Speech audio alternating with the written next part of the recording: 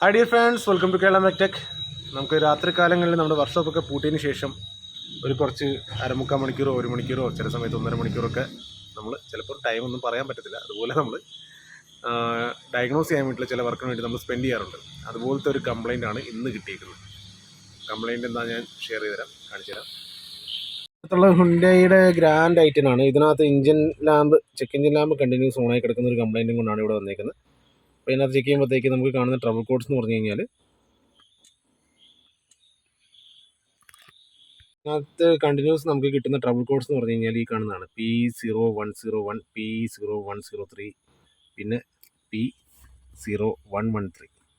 ഇത്തരം ക്ലിയർ അല്ല, സ്കാൻ ടൂളിൽ ഇച്ചിരി സ്കാർ വീണിട്ടുണ്ട്. Okay, P0113. ഓക്കെ, ഈ ഒരു കോഡ്സാണ് കാണിക്കുന്നത്. അപ്പോൾ നമുക്ക് നോക്കുമ്പോഴത്തേക്ക് mass or volume air flow A circuit range performance, mass volume flow A circuit input high, ഇൻഡേക്ക് temperature sensor 1 input high, അങ്ങനെയുള്ളൊരു കുറച്ച് കംപ്ലയിൻറ്റ്സ് ആണ് ഇതിനകത്ത് കാണിച്ചുകൊണ്ടിരിക്കുന്നത്. അപ്പോൾ നമുക്ക് ഇതിനകത്ത് മനസ്സിലാക്കാൻ സാധിക്കുന്നതെന്ന് വെച്ചാൽ ഇതിനകത്ത് എയർ മാസ് ഫ്ലോ അല്ലെങ്കിൽ എയർ മാസ് ഫ്ലോയുടെ ടെമ്പറേച്ചർ സെൻസ് ചെയ്യുന്ന ആ ഒരു യൂണിറ്റ്, നമ്മുടെ എയർ ഫിൽറ്റർ കഴിഞ്ഞ് വരുന്ന സെൻസറിനകത്ത് എന്തോ കംപ്ലയിൻ്റ് ഉണ്ട്. അങ്ങനെ ഒരു വട്ടം സെൻസർ മാറ്റി വെച്ച് ടെസ്റ്റ് ചെയ്തിട്ട് വന്നേക്കുന്ന ഒരു വണ്ടിയാണ്. അപ്പോൾ ഇങ്ങനെ ഒരു കേസ് വരുമ്പോഴത്തേക്ക് അങ്ങനെ മാറ്റി വെച്ച് നോക്കിയിട്ട് ഈ കംപ്ലയിൻറ്റ് മാറുന്നില്ലെങ്കിൽ പിന്നെ നമ്മൾ ഫർദർ ഇതിനകത്ത് ഡയഗ്നോസ് ചെയ്യേണ്ട ഒരു കേസ് വരാറുണ്ട്. അങ്ങനെ നമ്മൾ വയറിങ്ങും ഈസിയും ഒന്നിലെ വയറിങ് ആവും അല്ലെങ്കിൽ ഈസി ആവും. കാരണം ഓൾറെഡി നമ്മൾ സെൻസർ മാറിക്കഴിഞ്ഞു. അപ്പം ഒന്നില്ലെങ്കിൽ വയറിങ് ആവാം അല്ലെങ്കിൽ ഈസി ആവും. അപ്പോൾ ഇതിൻ്റെ ഈ ഒരു ഭാഗത്താണ് ഈ എയർ മാസ് ഫ്ലോയുടെ സെൻസർ ഇതിൻ്റെ കണക്ടർ കാര്യങ്ങളൊക്കെ വരുന്നത്. ഇവിടെ നമ്മുടെ ഈസി വരുന്നുണ്ട്. അപ്പോൾ നമ്മൾ ആദ്യമേ ഐസൊലേറ്റ് ചെയ്തു, ബാറ്ററിനെ ഐസൊലേറ്റ് ചെയ്ത് ഇതിൻ്റെ ഓരോ പിൻ ടു പിന്നുള്ള കണക്ഷൻസ് കാര്യങ്ങളൊക്കെ ചെക്ക് ചെയ്യുമ്പോഴത്തേക്ക് നമുക്ക് കംപ്ലയിൻറ്റ് കിട്ടിയെന്ന് വെച്ചാൽ ഇവിടുന്ന് ഈ എയർ മാസ് ഫ്ലോ എന്ന് പറയുന്നത് ഈ ഒരു വയർ ഇവിടെ ബ്രേക്കാണ്. അപ്പോൾ ആ വയർ നമ്മൾ റിപ്പയർ ചെയ്യാൻ വേണ്ടിയിട്ട് ഇവിടെ ലൂപ്പ് ചെയ്തിട്ടുണ്ട്. ഇനി ഇതിനകത്ത് സോൾഡറിങ് പരിപാടിയൊക്കെ ചെയ്ത് ഇതിന് നമ്മൾ പക്കയായിട്ട് നമ്മുടെ ഷീൽഡൊക്കെ ഇട്ട് ഈ ഷീൽഡും കാര്യങ്ങളൊക്കെ ചെയ്ത് പക്കയായിട്ട് ഇതിനെ വയറിങ് റെഡിയാക്കി രണ്ടാമത് റീഫിക്സ് ചെയ്ത് നമുക്ക് ടെസ്റ്റ് ചെയ്യേണ്ടതായിട്ടുണ്ട്. എന്നിട്ട് നമുക്ക് ഈ കംപ്ലയിൻറ്റ് മാറിയോ, ഈ ഫോൾട്ട്സൊക്കെ വീണ്ടും വരുന്നുണ്ടോ ഇല്ലയോ എന്നുള്ളത് നമുക്ക് ചെക്ക് ചെയ്യാം. കണ്ടിന്യൂസ് ചെക്ക് എഞ്ചിൻ ലാമ്പ് ഓണായി കിടന്നിട്ട് പെർഫോമൻസ് ലാഗ് ചെയ്ത് വന്നേക്കുന്ന ഒരു വണ്ടിയായിരുന്നു ഇത്. അപ്പോൾ ആ ഒരു പ്രോബ്ലം നമുക്ക് ഇതിനകത്ത് സോർട്ട് ഔട്ട് ചെയ്ത് ഇത് ക്ലിയർ ആക്കാൻ പറ്റുന്നുണ്ടോ എന്നുള്ളത് നമുക്ക് ചെക്ക് ചെയ്ത് നോക്കാം. അപ്പോൾ ഗൈസ്, നമ്മളിവിടെ നമ്മുടെ വയറിങ്ങും കാര്യങ്ങളെല്ലാം റിപ്പയർ ചെയ്തു, കറക്റ്റ് കണക്ടറെല്ലാം തിരിച്ച് ഫിറ്റ് ചെയ്തു. ഇനി നമുക്ക് ബാറ്ററിയുടെ നെഗറ്റീവ് കൊടുക്കാണ്ട് നെഗറ്റീവൊക്കെ കൊടുത്ത് സെറ്റാക്കിയിട്ട് രണ്ടാമത് നമുക്ക് എറർ കോഡ് റീഡ് ചെയ്ത് വണ്ടി ഒന്ന് ഡ്രൈവ് ചെയ്ത് നോക്കിയിട്ട് ഫർദർ ബാക്കിയുള്ള കാര്യങ്ങൾ ചെക്ക് ചെയ്യാം. വീണ്ടും എറർ കോഡ് വരുന്നുണ്ടോ ഇല്ലയോ എന്നുള്ളത് കൺഫേം ചെയ്യാം. ഓക്കെ ഗൈസ്, അപ്പോൾ നമ്മൾ ഇഗ്നിഷനൊക്കെ ഓണാക്കിയിട്ട് രണ്ടാമത് എറർ കോഡ് ഒന്ന് റീഡ് ചെയ്ത് നോക്കാം. എങ്ങനെയാണ് സ്ഥിതി നമുക്ക് അറിയാനായിട്ട് പറ്റും. ഗൈസ്, നമ്മുടെ എറർ ഇവിടെ നമ്മൾ റീഡ് ചെയ്ത് കഴിഞ്ഞു. നമ്മളിവിടെ ചെക്ക് ചെയ്യുമ്പോഴത്തേക്ക് നമുക്കിവിടെ 3 എറർ, അത് ഏത് സ്റ്റേറ്റിലാണ് നമുക്കിപ്പോൾ നോക്കാം. ട്രബിൾ കോഡ്സ് നമ്മൾ ചെക്ക് ചെയ്യുകയാണ് ഇഞ്ചൻ മാനേജ്മെൻറ്റ് സിസ്റ്റം EMSനകത്ത്.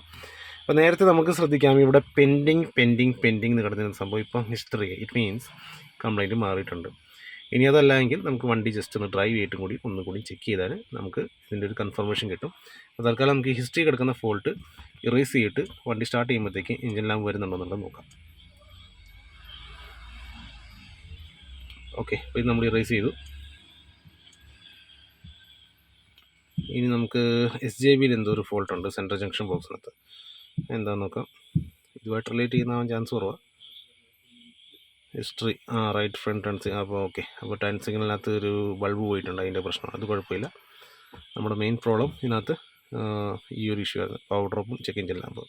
തൽക്കാലം ക്വിക്ക് റേസ് കൊടുത്തിട്ട് വണ്ടി ഒന്ന് ഡ്രൈവ് ചെയ്ത് ചെക്ക് ചെയ്തിട്ട് കൺഫർമേഷൻ ചെയ്യാം. അപ്പോൾ നേരത്തെ നമ്മൾ ഇതിനകത്ത് ഇഞ്ചിൻ്റെ റീഡിങ് എടുക്കുമ്പോഴത്തേക്ക് നമുക്ക് എയർ മാസ് ഫ്ലോയുടെ എയർ ഇൻടേക്ക് ടെമ്പറേച്ചറിൻ്റെ റീഡിങ് ഒരുപാട് വ്യത്യാസം ഉണ്ടായിരുന്നു. ആ റീഡിങ് ഇനി ബെറ്ററായിട്ട് കിട്ടുന്നുണ്ടോ എന്നുള്ളത് നമുക്ക് ഒരു അടുത്ത ഡ്രൈവ് സൈക്കിളിൽ ചെക്ക് ചെയ്ത് നോക്കാം.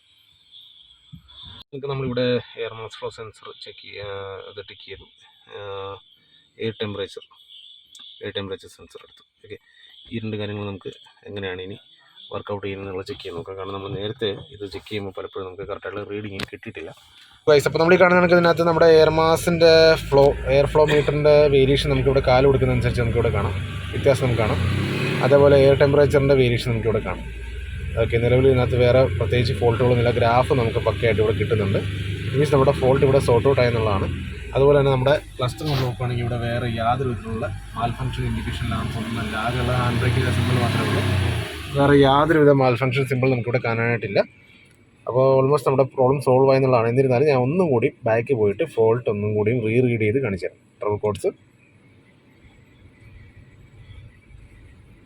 Trouble codes are not detected. അപ്പോൾ യാതൊരു ട്രബിൾ കോഡ്സിലും നമ്മുടെ വണ്ടിയുടെ പ്രോബ്ലം ഇവിടെ സോർട്ട് ഔട്ട് ആയിട്ടുണ്ട്. ധൈര്യത്തോടെ നമുക്ക് വണ്ടി കൊടുത്തിടാം. ഇനി ആകെ ശ്രദ്ധിക്കേണ്ട കാര്യം എന്ന് പറഞ്ഞാൽ 3 സിലിണ്ടർ എഞ്ചിനാണ്, അതിന് കണ്ടമാനം വൈബ്രേഷൻ കാണും. വൈബ്രേഷൻ വരുമ്പോഴത്തേക്ക് വയറിംഗ് ലൂമിൽ ഏതെങ്കിലും മെറ്റൽ പാർട്സിലോ വല്ലയിടത്തും കിടന്ന് ഉറഞ്ഞു പൊട്ടുന്നുള്ളതെന്നുള്ളത് പ്രത്യേകം ശ്രദ്ധിക്കുക, അല്ലെങ്കിൽ ഇതേപോലുള്ള പ്രോബ്ലംസ് വരും. നമ്മൾ തിരിച്ച് നമ്മളിവിടെ മോഡിഫിക്കേഷൻ ചെയ്തേക്കുന്നത് എന്താ വെച്ചാൽ, ഇതിനകത്ത് ഈ വയർ വരുമ്പോഴത്തേക്ക് ഈ വയർ വന്നിട്ട് ഈ എയർ ഫിൽറ്റർ നമ്മൾ മുറുക്കി വെക്കുന്ന സ്ക്രൂയിൽ ഇരുന്നിട്ട് ഇവിടെ ഇരുന്ന് ഓരയുന്നുണ്ട്. വൈബ്രേഷൻ വന്നു പറഞ്ഞ് ഇത് പൊട്ടും. അപ്പോൾ നമ്മൾ അത്രയ്ക്ക് അങ്ങോട്ട് കയറി ഇരിക്കാതിരിക്കാൻ വേണ്ടിയിട്ട് ഈ വയർ കടന്നു പോയിക്കൊണ്ടിരുന്ന ക്ലിപ്പ് ചെയ്യുന്നു, വേറൊരു വയർ ക്ലിപ്പ് അല്ലെങ്കിൽ വയർ ടാങ്ക് ഇട്ടിട്ട് ഇച്ചിരി താഴത്തേക്ക് ഇറക്കി വിട്ടിട്ടുണ്ട്. അത് വരുമ്പോഴത്തേക്ക് ഇവിടെ മെറ്റൽ പേഴ്സിലൊന്നും ടച്ച് ആവാണ്ട് പൊട്ടാണ്ട് സംഗതി ഇരുന്നോളും. അപ്പോൾ ഗൈസ്, വീഡിയോ ഇഷ്ടപ്പെട്ടാൽ ലൈക്കും ഷെയറും സബ്സ്ക്രൈബും ചെയ്യാനായിട്ട് മറക്കണ്ട. നമുക്ക് വീണ്ടും പുതിയൊരു ഇൻഫോർമേറ്റീവ് വീഡിയോ ആയിട്ട് കാണാം. Till then bye, take care.